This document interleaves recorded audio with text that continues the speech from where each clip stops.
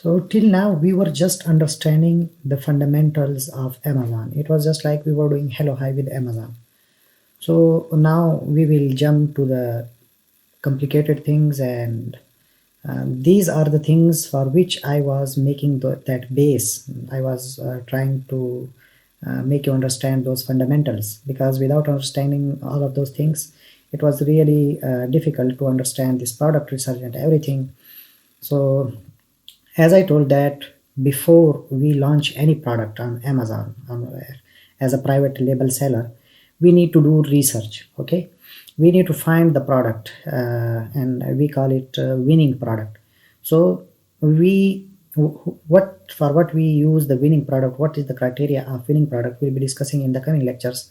For now, I would like to explain that product research, it is having two parts. Okay, two elements of product research. What is the first one is product hunting, which means finding a product.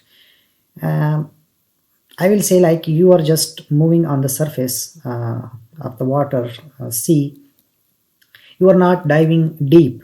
So this surfing over the water surface, this is like product hunting. You just get an overview. You just find a product which you feel, and you just get an overview and you feel like that, hey, it can be a good product that I can sell.